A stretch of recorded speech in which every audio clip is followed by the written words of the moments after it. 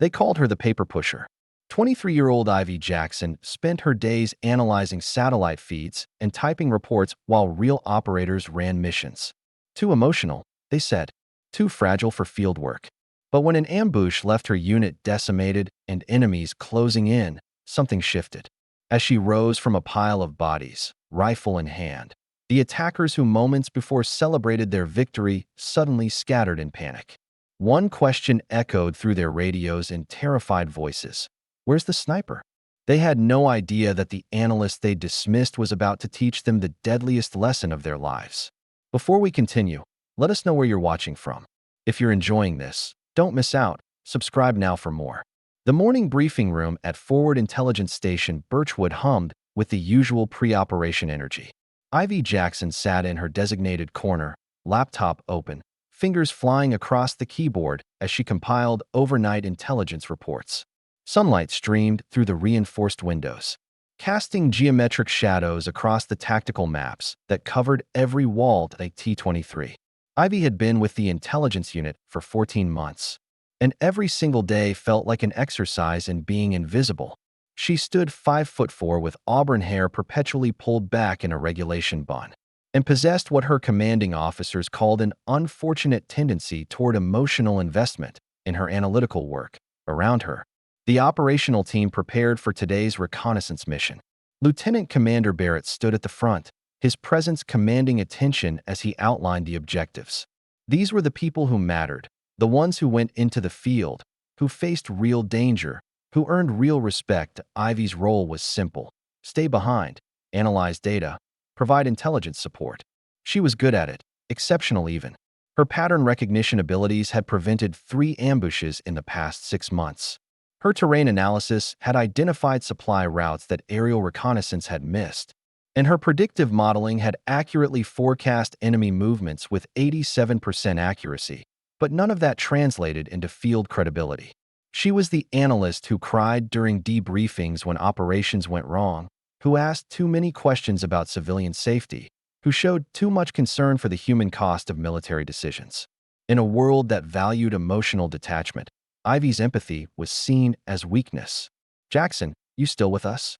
Barrett's voice cut through her thoughts. She looked up to find the entire room staring at her. "I asked if you had the topographical analysis for Sector 9. "Yes, sir." Ivy pulled up the file on the main display, her fingers steady despite the attention. The ridge system creates 3 natural choke points. Enemy forces have been using the Eastern Passage, but recent weather patterns suggest the western route would be more advantageous for our approach.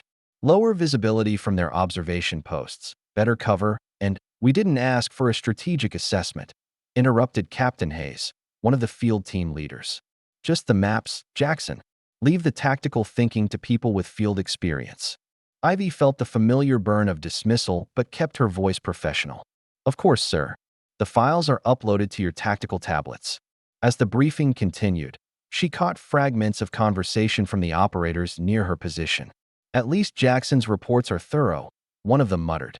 "Even if she does get weepy about every firefight." "Thorough doesn't mean tactical," his companion replied. "Give me someone who can keep their head under fire over someone who writes beautiful reports any day." The words stung because they contained a kernel of truth that Ivy couldn't deny. She did get emotional. She did care deeply about every casualty, every civilian caught in crossfire, every life affected by the intelligence she provided. In her first month, she'd broken down crying during a debriefing about a failed extraction that resulted in 3 casualties. The incident had followed her ever since, becoming shorthand for why she'd never be trusted with field operations. What her colleagues didn't know, what she'd never told anyone in her unit, was that her emotional fragility masked something else entirely. Before joining military intelligence, Ivy had spent 4 years training with her grandfather, a decorated marksman who'd served in 3 conflicts.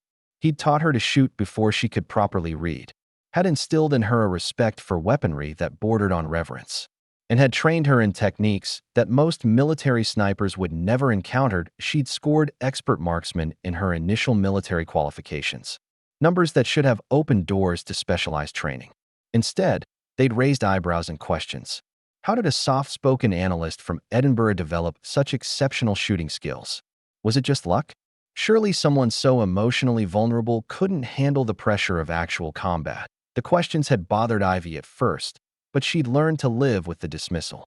She kept her advanced skills private, practiced during off-duty hours at ranges far from base, and focused on being the best intelligence analyst she could be. If they didn't want her in the field, she'd prove her worth behind the computer screen. But there was a part of her, a part she rarely acknowledged even to herself, that wondered what would happen if circumstances ever forced her to demonstrate her true capabilities. Would they finally see her differently? Or would they find new reasons to dismiss her? The briefing concluded with final equipment checks and communication protocols. Today's mission was routine by military standards, a reconnaissance sweep of Sector 9 to gather intelligence on enemy supply movements. Standard 6-person team, light armament, expected duration 4 hours. Ivy watched them prepare, noting the casual confidence in their movements. These were professionals who'd run dozens of similar operations. Barrett's team was considered one of the best, efficient, and reliable. Nothing about today suggested anything would go wrong. As the team filed out toward the transport vehicles, Barrett paused by Ivy's workstation. "Jackson, I need real-time satellite coverage of our route. Can you manage that without getting too invested in the emotional implications?" The jab was casual, almost friendly, but it carried the weight of 14 months of similar comments. Ivy met his eyes steadily. "I'll provide continuous coverage, sir. You'll have everything you need." "Good. Try to keep the commentary clinical this time. We don't need an emotional breakdown over every potential threat." After he left, Ivy sat alone in the briefing room, surrounded by maps and screens showing the team's location as they moved towards Sector 9. The sunlight had shifted, no longer streaming directly through the windows, casting the room in softer light that somehow made the tactical displays seem more ominous. She pulled up her personal analysis files, documents she'd been compiling for months that went far beyond her official duties. Detailed assessments of enemy tactics, probability matrices for various scenarios, contingency plans for situations that command considered unlikely enough to ignore. Her colleagues saw her emotional investment as weakness, but Ivy understood it differently. She cared so deeply about the people in her unit because she recognized something they didn't: that emotional detachment could be just as dangerous as emotional excess. When you stopped caring about the human cost, you made mistakes. You missed patterns. You failed to consider variables that couldn't be quantified in official reports. The morning stretched into early afternoon as Ivy monitored the team's progress through Sector 9. Everything proceeded according to plan. Barrett's team moved efficiently through the terrain, gathering intel, documenting enemy positions, staying well clear of hostile contact. Then, at 1,347 hours, everything changed. The first indication of trouble came as a slight deviation in the team's movement pattern. On Ivy's satellite feed, the 6 thermal signatures that represented Barrett's team suddenly stopped their steady advance through Sector 9. They clustered together in what appeared to be an unplanned conference, their thermal patterns showing increased activity that suggested rapid communication. Ivy leaned closer to her screen, her analyst's instinct triggering alarm bells before any official distress call came through. She pulled up additional camera angles, cross-referenced their position with her terrain analysis, and felt her stomach drop. They'd walked into a kill box. Her fingers flew across the keyboard, overlaying enemy position data from the past 72 hours onto the team's current location. The pattern was unmistakable. Barrett's team had been herded, subtly guided through what appeared to be the path of least resistance, directly into a carefully prepared ambush site. "Command, this is Analysis Station 7. Ivy spoke into her headset, her voice urgent but controlled. "Barrett's team is in immediate danger. Enemy forces have." The explosion cut through her words. On the satellite feed, she watched in horror as the thermal signatures scattered, some going motionless immediately, others moving in panicked, erratic patterns. The ambush had been triggered. "Command, we have contact." Barrett's voice crackled through the radio, strained and breathless. "Heavy fire, multiple casualties. We need immediate extraction." The operations center erupted into controlled chaos. Commander Williams took charge, immediately coordinating response teams. "Get rescue birds in the air now. Jackson, I need full situational awareness. How many hostiles are we looking at?" Ivy's training took over, her hands steady despite the ice flooding her veins. She pulled up every intelligence source available, cross-referencing thermal imaging with communications intercepts and recent surveillance data. Sir, estimated 40 to 50 hostiles, well-positioned in elevated terrain. They have our team pinned in a depression with limited cover.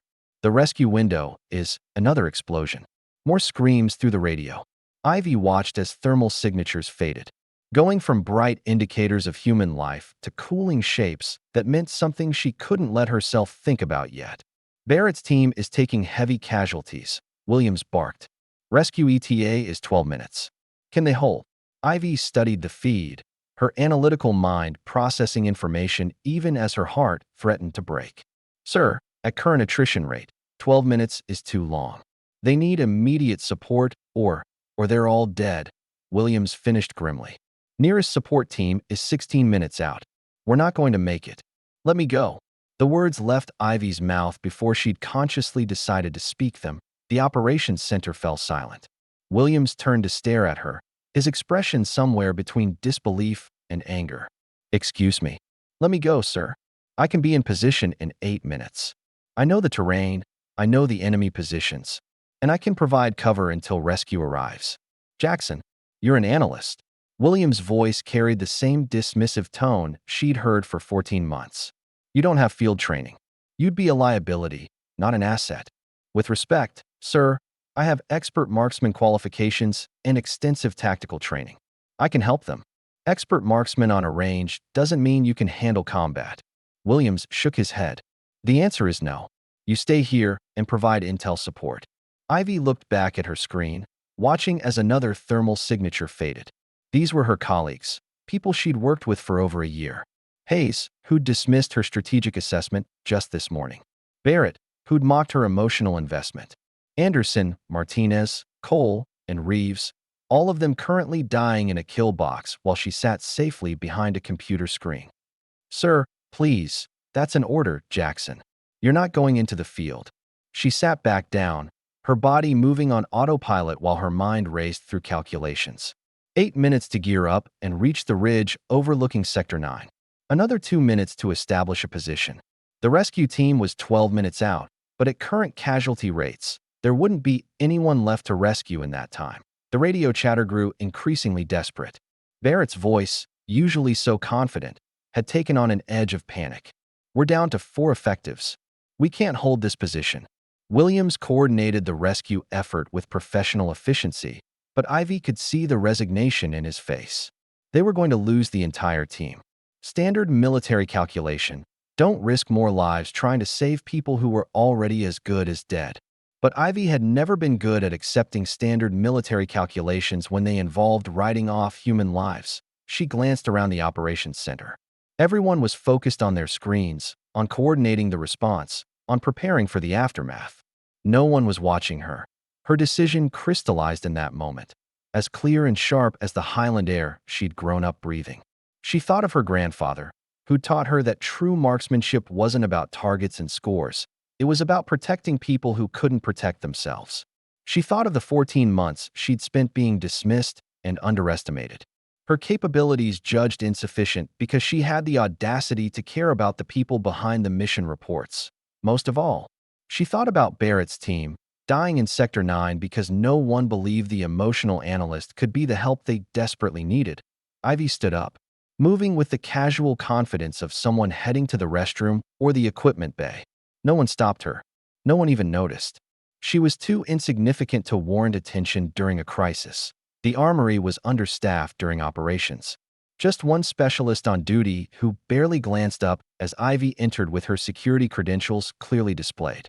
She'd been here dozens of times to check inventory for her reports. Her presence was routine, unremarkable. Just need to verify some serial numbers for my database, she said casually. Moving toward the weapons lockers with the easy familiarity of someone who'd spent months memorizing their layout, the specialist nodded. Already turning back to his monitoring screens showing the unfolding crisis in Sector 9, that Ivy's hands didn't shake as she selected her equipment. A rifle she'd qualified on during basic training. The weapon that had earned her those expert marksman scores everyone assumed were flukes. Ammunition, Carefully loaded into magazines, she tested with the practiced efficiency her grandfather had drilled into her. A tactical vest that was slightly too large but functional. Basic medical supplies. Communication gear set to the team's frequency. She was breaking at least a dozen regulations. Unauthorized equipment requisition. Preparing for an unsanctioned field operation. Disobeying direct orders. Each infraction could end her career, possibly result in court-martial. But as she strapped on the tactical vest and felt the familiar weight of the rifle in her hands, Ivy knew with absolute certainty that she was making the right choice. Sometimes being a good soldier meant trusting yourself more than the people who'd never bothered to see your true capabilities. The transport vehicles were in controlled chaos. Drivers prepping for the rescue operation. Ivy slipped into a utility truck marked for medical support, one of 3 vehicles being staged for the mission. In the confusion, no one questioned the analyst in tactical gear climbing into the back. As the convoy prepared to roll out, Ivy checked her rifle one final time. The familiar mechanical precision of the weapon check calmed her racing heart. She'd trained for this, prepared for this, even though she'd never expected to actually need these skills. The truck lurched forward, and Ivy took a deep breath. In 8 minutes, she'd prove that emotional investment wasn't weakness. In 8 minutes, she'd show them that caring deeply about lives didn't make you fragile. In 8 minutes. The enemy forces celebrating their ambush were about to discover why you should never underestimate someone just because they showed emotion. The paper pusher was going to war. We've invested considerable effort in bringing you this story. If you find it engaging, please consider subscribing to our channel. Your support is greatly appreciated. Now, let's return to the narrative. The utility truck bounced over rough terrain as it raced towards Sector 9. Ivy crouched in the back, her mind running through calculations with the cold precision her grandfather had taught her. Distance to target, 4 kilometers. Enemy positions, elevated ridge line, approximately 45 degrees to the kill box. Wind speed, moderate, southeast direction. Sunlight, still strong, creating shadows that could provide concealment. The other 2 vehicles in the convoy carried the actual rescue team, experienced operators who knew she wasn't supposed to be here. Ivy had maybe 3 minutes before someone noticed the analyst who should be back at base was instead geared up and heading toward active combat. Through her earpiece, she monitored the desperate radio traffic from Barrett's team. They were down to 3 effectives now, their ammunition running critically low. The enemy forces had them pinned, systematically eliminating anyone who tried to move to better cover. Rescue team, ETA 9 minutes, came the update through the radio. 9 minutes these people didn't have. The convoy slowed as it approached the staging area, still 2 kilometers from the actual ambush site. This was where the rescue team would dismount and advance on foot, following tactical protocols that prioritized their own safety while attempting to reach the survivors. Ivy didn't wait for the truck to fully stop. She rolled out of the back, hitting the ground in a tactical crouch that her body remembered from countless training sessions. The rifle felt natural in her hands as she moved quickly toward the tree line, using the confusion of the convoy's arrival to mask her departure. "Jackson," a voice called out behind her. Someone had noticed. "Is that Jackson? What the hell is she doing here?" But Ivy was already moving, her smaller frame allowing her to slip through the dense vegetation with surprising speed. Behind her, she heard shouting, orders to stop, threats of consequences. She ignored them all, focused entirely on reaching the ridge position she'd identified from her satellite analysis. The terrain was exactly as her maps had shown. Ivy navigated through it with confidence born from hours of study, finding natural paths that the larger rescue team would struggle to traverse quickly.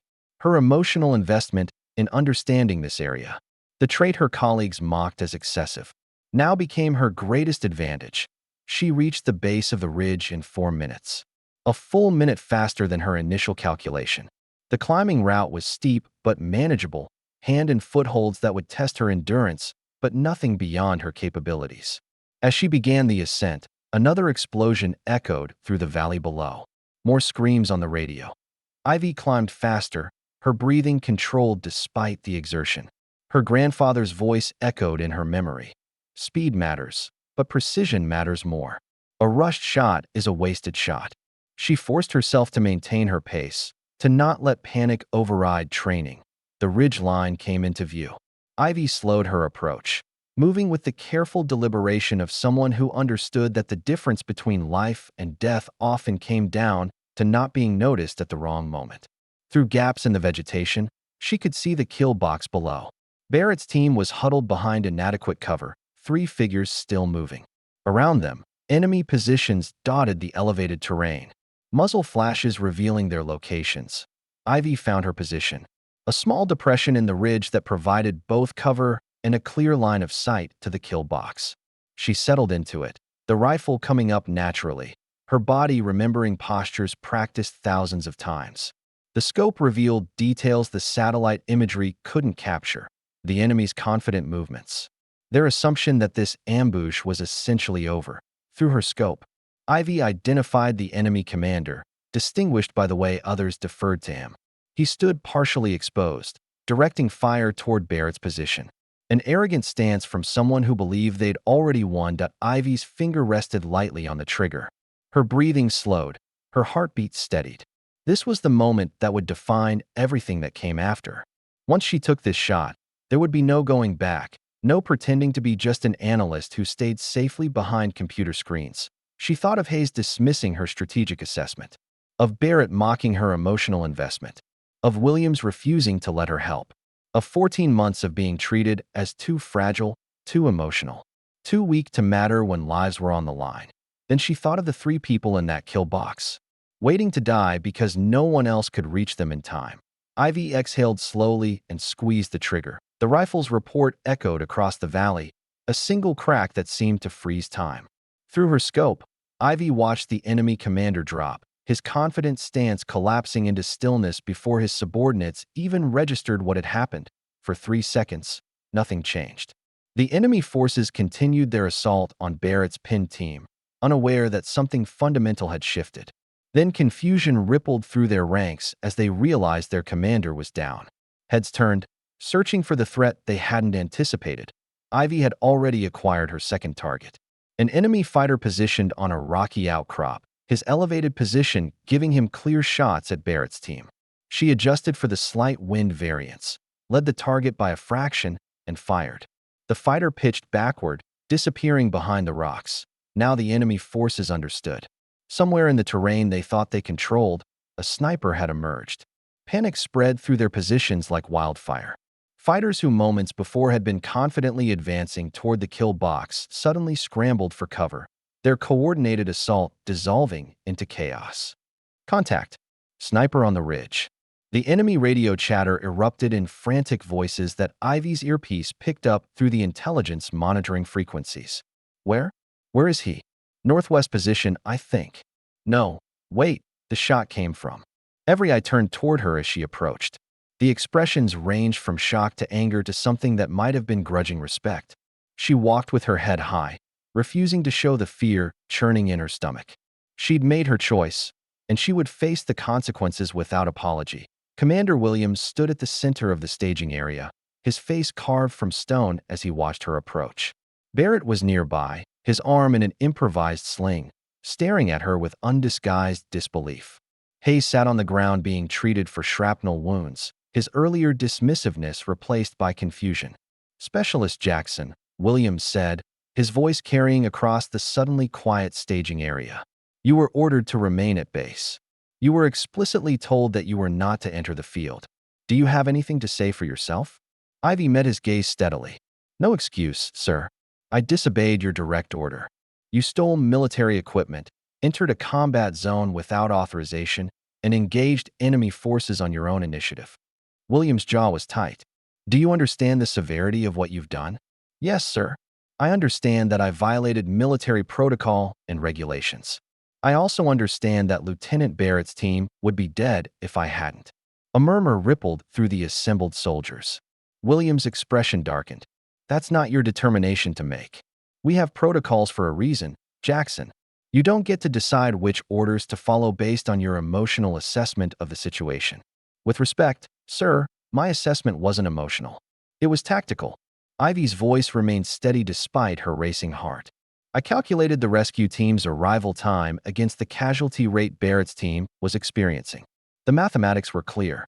They needed immediate support, and I was the only asset capable of providing it in the available time frame. You're an analyst, Hayes interjected, his voice weak but sharp. You don't have combat training. You shouldn't have even been able to. Those shots. He trailed off, seemingly unable to reconcile what he'd witnessed with his understanding of who Ivy Jackson was supposed to be. I have expert marksman qualifications, Ivy replied. They're in my service record. Nobody ever looked because nobody believed an emotional analyst could have tactical combat skills. Barrett pushed forward, his face flushed despite his injuries. Jackson, what you did out there? I counted at least 20 enemy fighters neutralized. You broke an organized ambush with precision fire from an elevated position that we couldn't even locate. That's not basic marksmanship. That's advanced sniper work. My grandfather was a military marksman, Ivy said simply. He trained me from age 8. I scored expert in my qualification tests, but when I showed emotion during a debriefing in my first month here, everyone decided I was too fragile for field operations. So I stopped mentioning my capabilities. Williams absorbed this information, his expression unreadable. Around them, soldiers who dismissed Ivy for 14 months were reassessing everything they thought they knew about the quiet analyst from Edinburgh. Sir, Barrett said, turning to Williams. I don't care about protocols right now. Jackson saved our lives. Whatever regulations she violated, she did it to prevent the complete loss of my team. That has to count for something. It counts for context, Williams replied. But it doesn't erase the fact that she directly disobeyed orders and conducted an unauthorized military operation. There will be consequences. What consequences? A new voice cut through the tension. Everyone turned to see Colonel Hartley, the base commander, approaching from one of the transport vehicles. His weathered face was grim as he assessed the scene. Someone want to explain to me what the hell happened here? Williams straightened. Sir, Specialist Jackson disobeyed direct orders, and Specialist Jackson single-handedly broke an enemy ambush and saved 4 lives, Hartley interrupted. I was monitoring the radio traffic. I heard the engagement. What I want to know is how an analyst I've never seen in the field suddenly demonstrated elite-level marksmanship skills. Ivy felt the weight of Hartley's attention settle on her. This was it, the moment that would determine whether her actions were treated as heroic initiative or criminal insubordination. She decided that if she was going down, she'd do it honestly. Sir, I've had advanced training that wasn't fully documented in my initial service record. When I displayed emotion during early debriefings, I was categorized as unsuitable for field operations. I accepted that assessment and focused on being the best analyst I could be. But I continued training privately because I believed circumstances might arise where my skills could be needed. The command vehicle rolled back toward Forward Intelligence Station Birchwood as the sun began its descent toward the horizon. Ivy sat across from Colonel Hartley, acutely aware that despite his decision to transfer rather than discharge her, the conversation about her future was far from over. Tell me about your grandfather, Hartley said, breaking the silence that had stretched for the first few minutes of the journey. Ivy looked up, surprised by the personal question. His name was James McLeod. He served in the military for 28 years, specialized in long-range reconnaissance.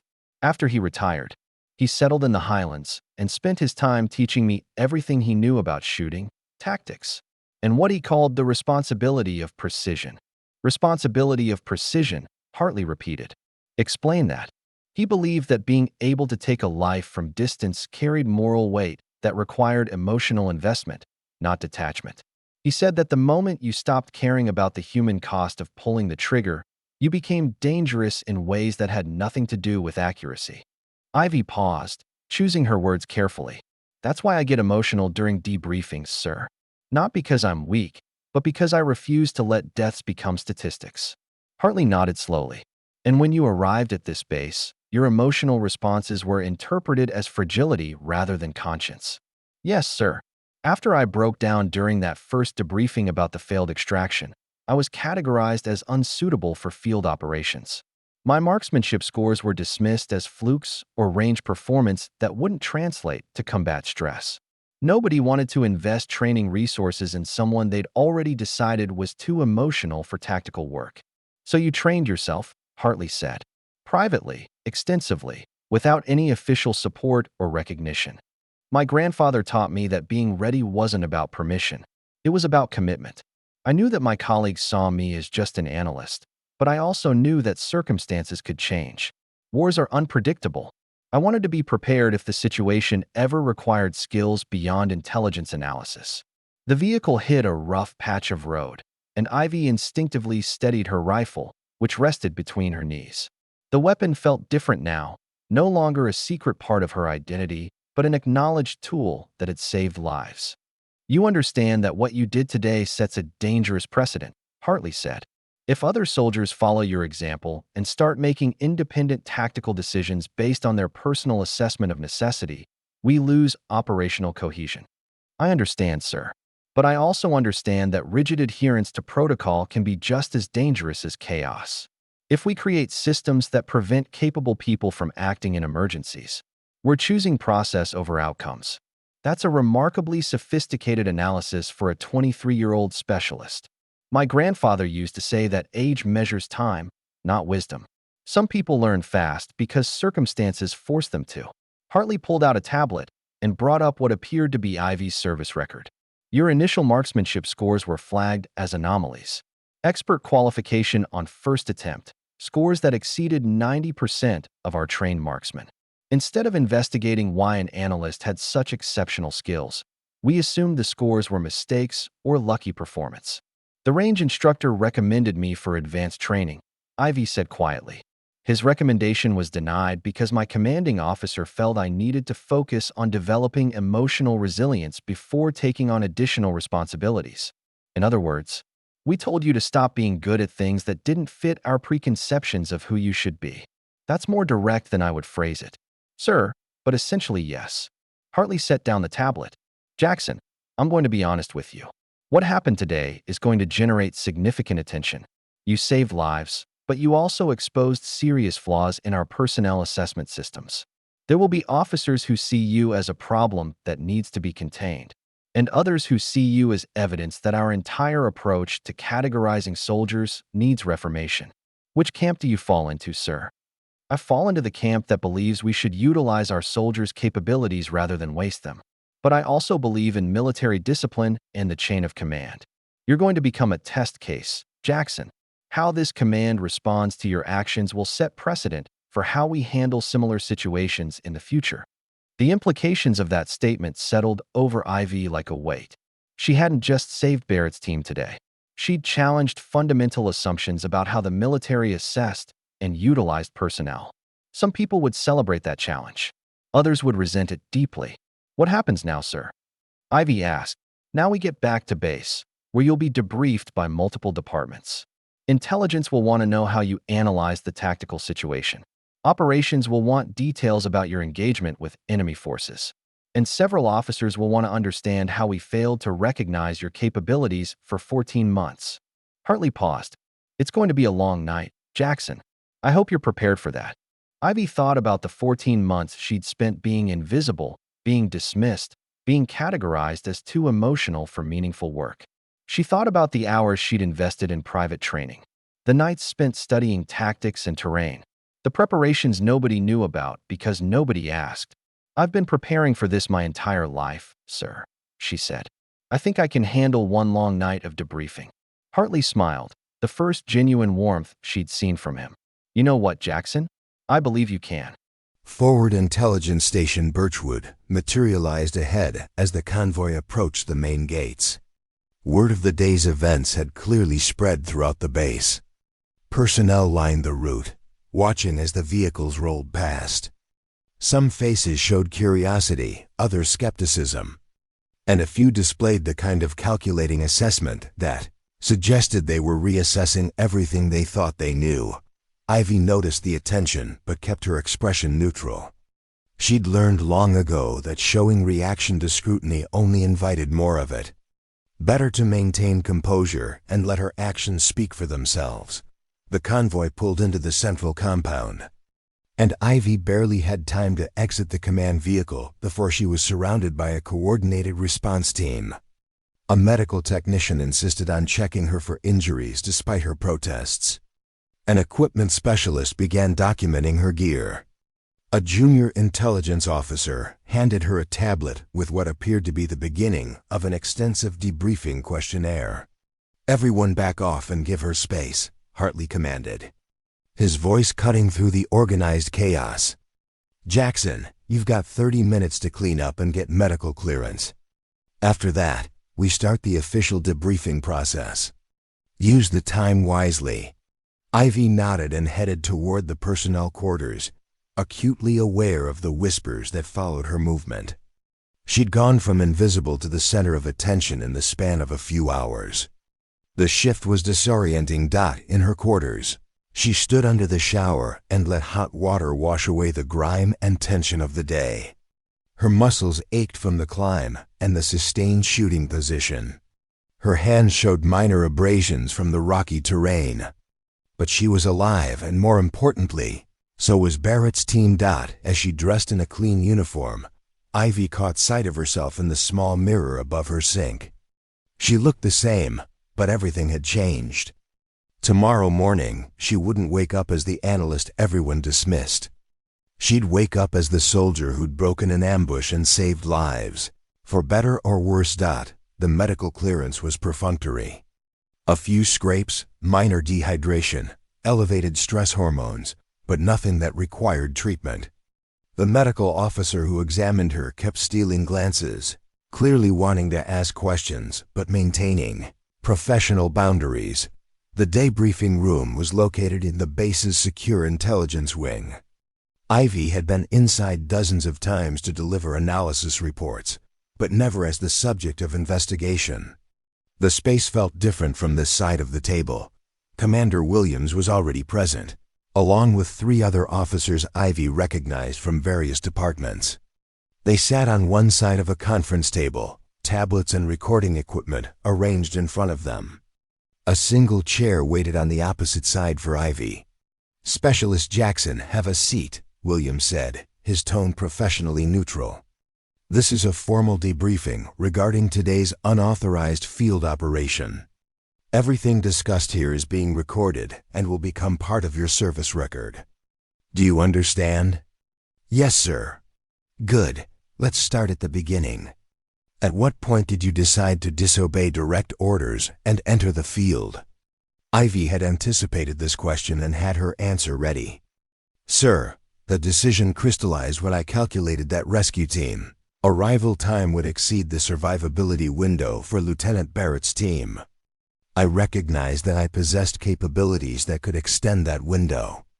And I made the tactical assessment that immediate action was necessary." "You made a tactical assessment," Williams repeated, his emphasis suggesting skepticism.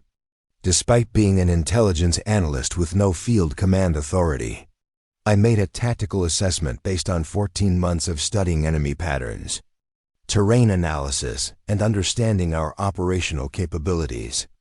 My role as analyst gave me information that field commanders in the moment might not have access to." One of the other officers, a Major Ivy didn't recognize, leaned forward. "Walk us through your tactical thinking. How did you identify the correct position for engagement?" This was safer ground. Ivy pulled up a map on the room's main display and began explaining her analysis. She detailed how she'd identified the ridge position from satellite imagery, calculated optimal firing angles, and assessed enemy psychology to determine how they'd respond to unexpected sniper fire. As she spoke, she watched the officers' expressions shift from skepticism to grudging respect. Her analysis was thorough, professional, and demonstrated a level of tactical sophistication that went far beyond basic training. "Your shooting performance," another officer interjected. 23 shots, 23 confirmed hits. That's exceptional, even for trained marksmen. How did you develop those skills?" Ivy explained her grandfather's training, the years of practice, the emphasis on precision and responsibility. She described her qualification scores and the recommendations for advanced training that had been denied. "Why didn't you fight the denial?" Williams asked. "You could have appealed, could have pushed for recognition of your capabilities." "I tried once, sir. I was told that my emotional responses during debriefings indicated I wasn't psychologically suited for tactical operations. After that, I decided that proving myself through my assigned work was more productive than fighting categorizations that had already been made. The room fell silent for a moment. Williams exchanged glances with the other officers, some unspoken communication passing between them. "Let's talk about your emotional responses," Williams said carefully. "You've been flagged multiple times for displaying what supervisors termed excessive emotional investment in mission outcomes. Today, you conducted a combat operation that required extreme stress management. How do you reconcile those two things?" Ivy met his gaze steadily. "Sir, emotional investment and emotional control aren't mutually exclusive. I care deeply about the lives of my fellow soldiers. That caring motivates me to prepare extensively, to train rigorously, and to maintain the kind of precision that ensures I can protect them effectively when necessary. The emotion doesn't interfere with performance. It enhances it by ensuring I never become complacent." Part 9. The debriefing continued for another 2 hours, each officer taking turns probing different aspects of Ivy's actions. They dissected her tactical decisions, questioned her weapons handling, analyzed her communication choices, and repeatedly circled back to the fundamental issue of her unauthorized operation. Through it all, Ivy maintained steady professionalism. She acknowledged her violations of protocol while defending the necessity of her actions. She accepted responsibility for her choices while refusing to apologize for saving lives. It was a delicate balance, but one her grandfather had prepared her for with his lessons about owning decisions and their consequences. Finally, Williams called a brief recess. The officers filed out, leaving Ivy alone in the debriefing room with only her thoughts and the quiet hum of recording equipment. She used the time to center herself, knowing that the most difficult part was likely still ahead. When the officers returned, Colonel Hartley was with them. He took a seat at the head of the table, his presence immediately shifting the room's dynamic. "Jackson, we've reviewed your debriefing responses and consulted with command staff. Before we proceed with our assessment, I want to ask you one direct question, and I need you to answer with complete honesty." Hartley paused, his gaze intense. "If you were faced with the identical situation tomorrow, would you make the same choices?" The question was a trap. Answer yes, and she'd be admitting to future insubordination. Answer no, and she'd be suggesting her actions today were mistakes she wouldn't repeat. Either response could be used against her. The base mess hall buzzed with subdued conversation as Ivy entered for dinner. It was well past the standard meal hours, but the facility remained open for personnel returning from extended operations. The moment she walked through the door, conversations faltered and heads turned. Ivy had expected this. She'd become the story everyone was discussing, the analyst who'd turned sniper, the emotional specialist who'd saved lives through unauthorized action. She was simultaneously hero and problem, evidence of both capability and insubordination. She collected her meal with practiced efficiency and scanned for a place to sit. Most tables were occupied by groups that suddenly seemed very interested in their food when she looked their way. She was about to retreat to her quarters when a voice called out, "Jackson!" Over here. Barrett sat at a corner table, his injured arm now properly treated and secured in a sling. With him were Hayes and 2 other survivors from the ambush, both showing various bandages and signs of their ordeal. They were the last people Ivy had expected to seek her company. She approached cautiously, unsure of their intentions. Barrett gestured to an empty chair. "Sit down before people start thinking we're afraid of you." Ivy sat, acutely aware of the attention their table was receiving. "I'm surprised you want to be seen with the troublemaker." "Troublemaker," Hayes repeated with a short laugh. "That's one word for it. Personally, I prefer the reason I'm still alive." He met her eyes with an intensity that held both gratitude and something like shame. "I owe you an apology, Jackson. A real one, not just the words I managed at the staging area." "You don't—" "Yes, I do. This morning I dismissed your strategic assessment because I couldn't imagine an analyst understanding tactical operations better than a field operator. My arrogance nearly got us all killed. If you'd listened to people like me, I'd be dead right now. So yes, I absolutely owe you an apology." The other survivors nodded agreement. One of them, a specialist named Cooper, spoke up. "We all do. We spent months treating you like you were just a person who filed reports while we did the real work. Turns out you were doing real work all along, and we were too blind to see it." "I don't need apologies," Ivy said quietly. "I just need you to understand that emotional investment isn't the same as emotional fragility. I care about the people in this unit, and that caring made me better at my job, not worse." "We get it now," Barrett said. "Question is, does everyone else?" He gestured subtly toward the rest of the mess hall, where conversations had resumed, but with frequent glances toward their table. "You've become a symbol, Jackson. For some people, you represent everything they believe about hidden potential and underutilized talent. For others, you represent everything they fear about discipline breakdown and unauthorized action." Hartley said I'd face resistance. Hartley's being diplomatic.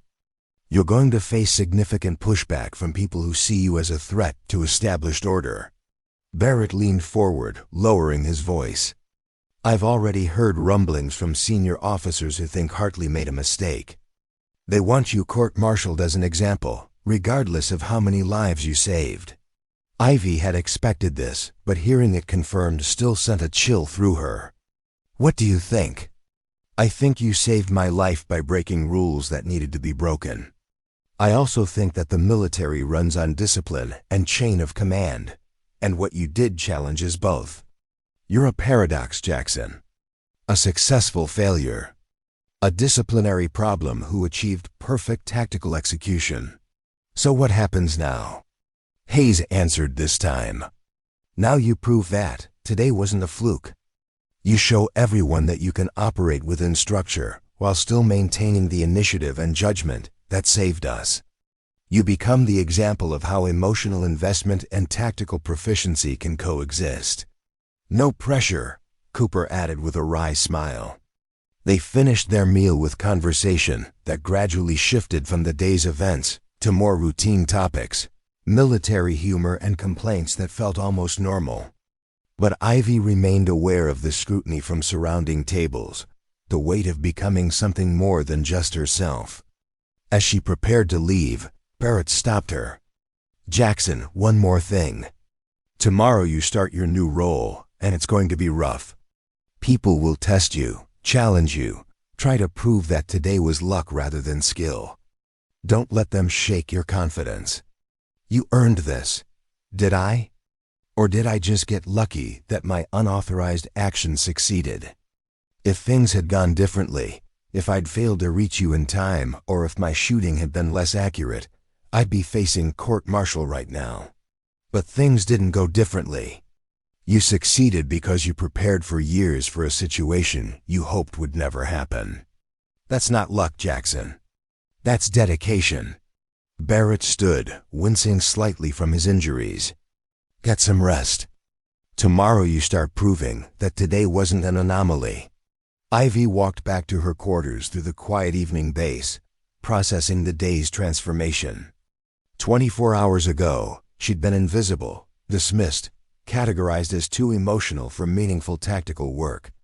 Now she was the center of attention, simultaneously celebrated and resented, given opportunities while facing unprecedented scrutiny. In her quarters, she found a message waiting on her tablet. It was from Colonel Hartley, brief and direct.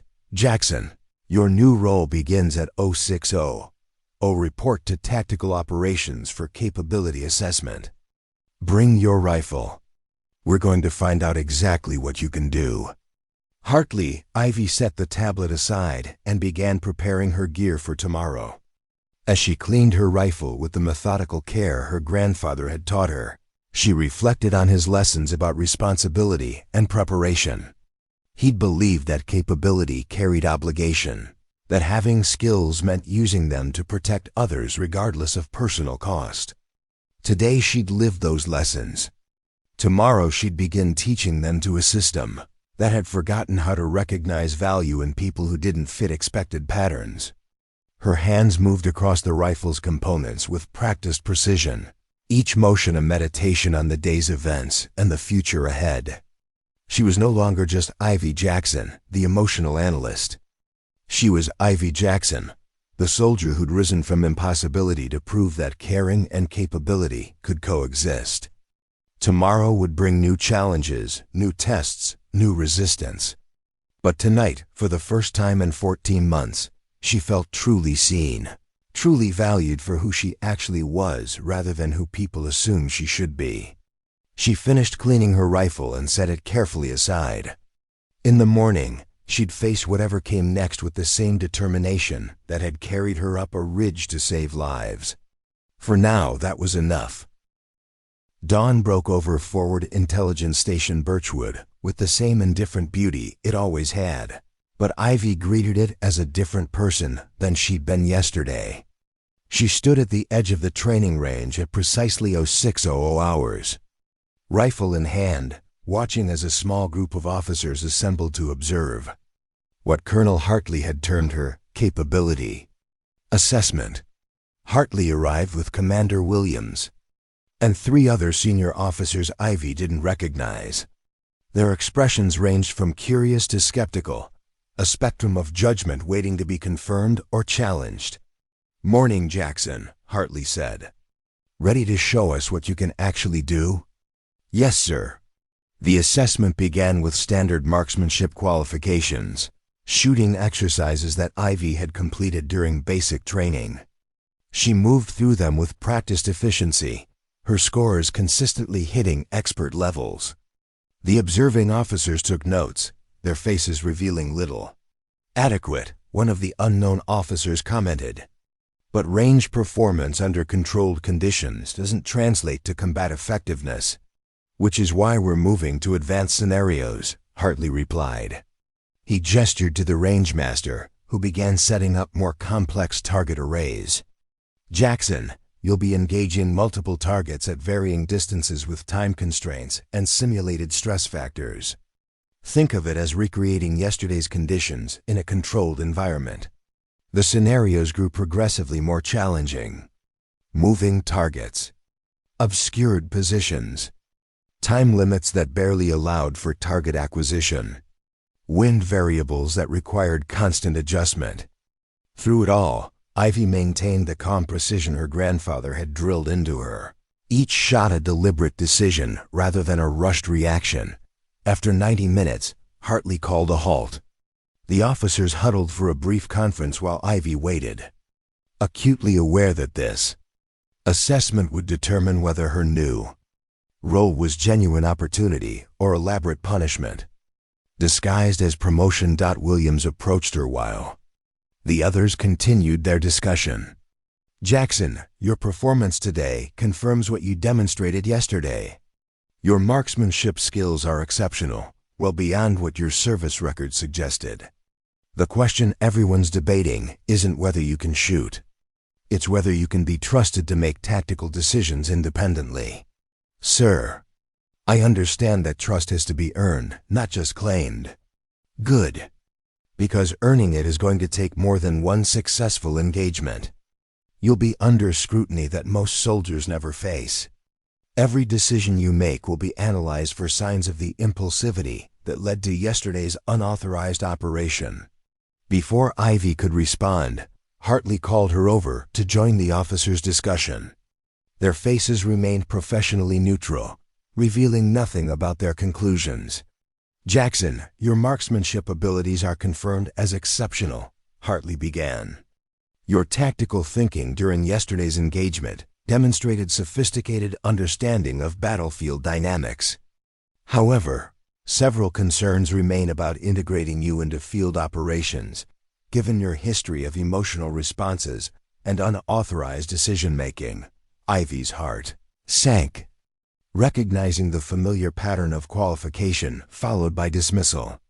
"Therefore," Hartley continued, We've decided to assign you to a specialized role that utilizes both your analytical capabilities and your tactical skills. You'll be embedded with operational teams as a tactical intelligence specialist, providing real-time analysis while maintaining capability for direct action when necessary.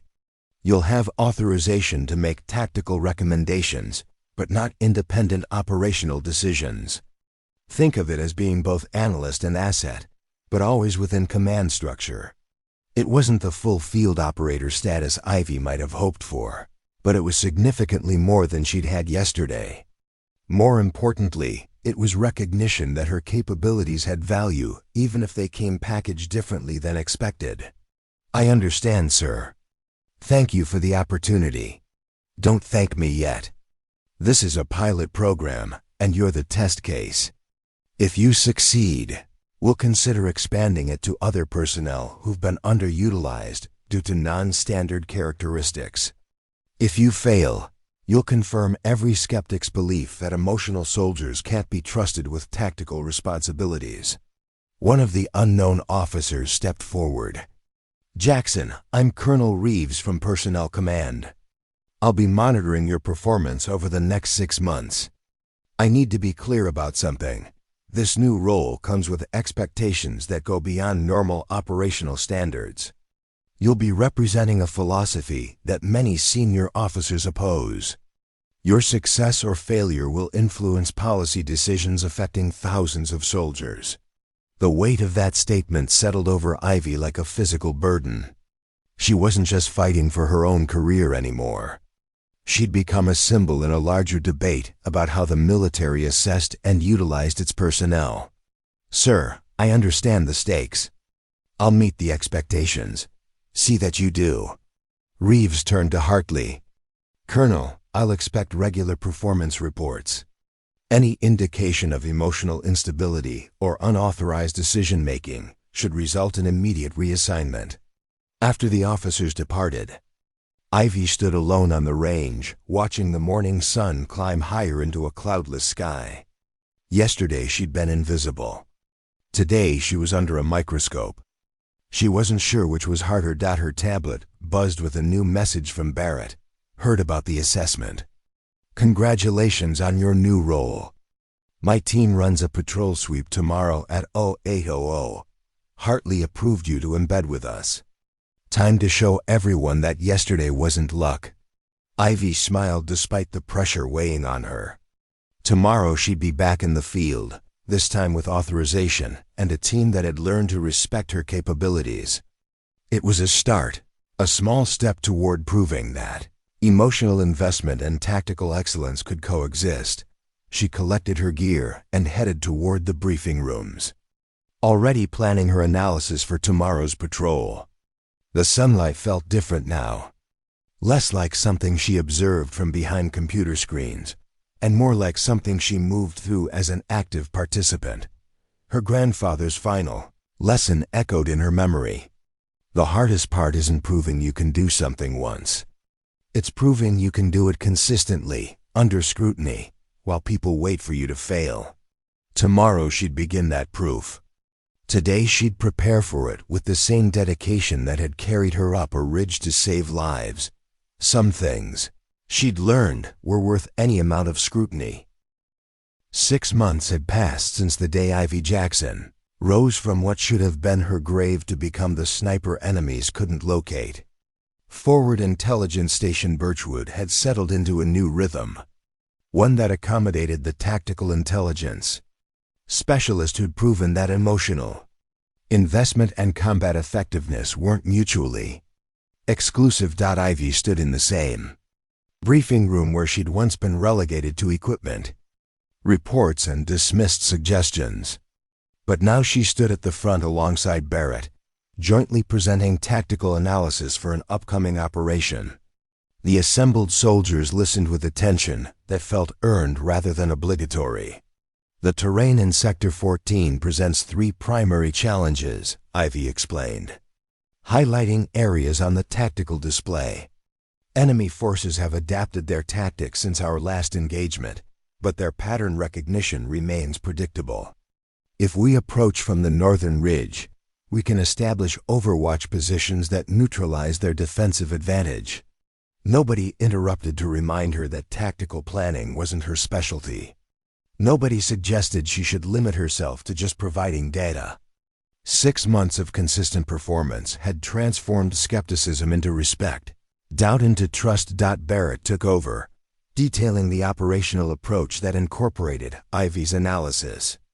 The division of labor felt natural now, each of them contributing their expertise to create plans that were stronger than either could develop alone. After the briefing, as soldiers filed out to prepare for the operation, Colonel Reeves approached Ivy. His presence still carried the weight of evaluation, but his expression had softened from the skepticism he'd shown 6 months ago. "Jackson, I've completed my assessment of the Tactical Intelligence Specialist program. My report to Personnel Command recommends expanding it across multiple bases. Your performance has been exemplary, and more importantly, it's demonstrated that we've been systematically underutilizing personnel who don't fit traditional category boxes." The words carried more weight than commendation. They represented validation not just of Ivy's choices but of the philosophy her grandfather had taught her, that caring deeply about people made you more effective, not less. "Thank you, sir. Does this mean other soldiers will have the opportunity for similar roles?" "It means we're going to stop assuming that emotional responses indicate tactical inadequacy. We're going to start assessing soldiers based on their actual capabilities rather than how well they conform to expected behavioral patterns." Reeves paused, his expression thoughtful. "You've changed how we think about personnel assessment, Jackson. That's a more significant achievement than any single combat engagement." After Reeves departed, Ivy found herself alone in the briefing room, surrounded by maps and tactical displays that she now helped create rather than just study. Her tablet buzzed with a message from her sister back in Edinburgh, responding to a letter Ivy had finally sent explaining the events of 6 months ago. "Grandfather would be proud," her sister had written. "You lived his lessons about responsibility and preparation. But more than that, you proved that caring about people isn't weakness. It's the strongest foundation for protecting them." Ivy thought about the letter she'd almost needed to send 6 months ago. The one explaining why she'd chosen to risk everything for people who dismissed her. She'd never needed to send it because her unauthorized action had succeeded. But the sentiment remained true. Some things were worth any cost. The base intercom crackled with routine announcements, the everyday sounds of a military installation going about its business. But Ivy knew that beneath the routine, something fundamental had shifted. Soldiers who might have been categorized as too emotional, too unconventional, too different from expected patterns, now had advocates arguing for their potential rather than their limitations. Barrett entered the briefing room, his arm long since healed from the injury sustained in the ambush. "Ready for tomorrow's operation? It's your 12th embed with my team. I think that officially makes you a permanent fixture." "Ready as I'll ever be," Ivy replied. "Though I still miss the days when the most stressful part of my job was updating equipment manifests." Barrett laughed. "Liar, you were dying behind that computer screen, wasting capabilities nobody bothered to recognize. Now you're doing what you were meant to do." "What I was meant to do," Ivy repeated thoughtfully. "6 months ago, I thought that meant proving I could shoot as well as anyone. Now I think it means helping create systems where other people don't have to break rules to prove their worth. That's the real legacy of what you did that day. Not just saving our lives, but changing how we think about what's possible when we stop limiting people based on assumptions." As evening settled over the base, Ivy walked to the ridge overlooking Sector 9, the area where everything had changed. The terrain looked peaceful now, giving no indication of the violence that had occurred there. But Ivy remembered every moment, the climb, the shooting, the desperate race against time to prove that size and emotion didn't determine capability. Her radio crackled with Barrett's voice. "Jackson, team's gathering for dinner at the mess hall. You joining us, or are you going to brood dramatically on that ridge all evening? Ivy smiled. I'll be there in 5 minutes. Someone needs to make sure you don't plan tomorrow's operation without proper intelligence analysis. See, that's the emotional investment we were all so worried about. Turns out it just means you care whether we make stupid tactical decisions. As Ivy descended from the ridge toward the base lights below, she reflected on her grandfather's final lesson. The one she'd internalized so completely it had become part of her identity. Capability without compassion was just mechanics. But compassion with capability could change everything. She'd proven that truth 6 months ago when she rose from an impossible situation to become the sniper enemies couldn't locate. But the real proof came in the months after, in the consistent performance that transformed one dramatic action into lasting change. Tomorrow, she'd embed with Barrett's team for another operation. Next month, she'd help train the first group of soldiers selected for expanded tactical intelligence roles. Next year, maybe personnel across the entire military would benefit from assessment systems that recognize value in people, regardless of how much emotion they showed. But tonight, she'd join her team for dinner, accept their respect that she'd earned through dedication and proven capability. And remember that being seen for who you truly are was worth every risk she'd taken to get here. The mess hall lights beckoned warm and welcoming. Ivy Jackson, no longer the invisible analyst or the emotional specialist deemed too fragile for meaningful work, walked toward them with her head high and her purpose clear. Some stories ended with single dramatic moments. Hers had just begun. Up next, you've got 2 more standout stories right on your screen. If this one hit the mark, you won't want to pass these up. Just click and check them out. And don't forget to subscribe and turn on the notification bell so you don't miss any upload from us.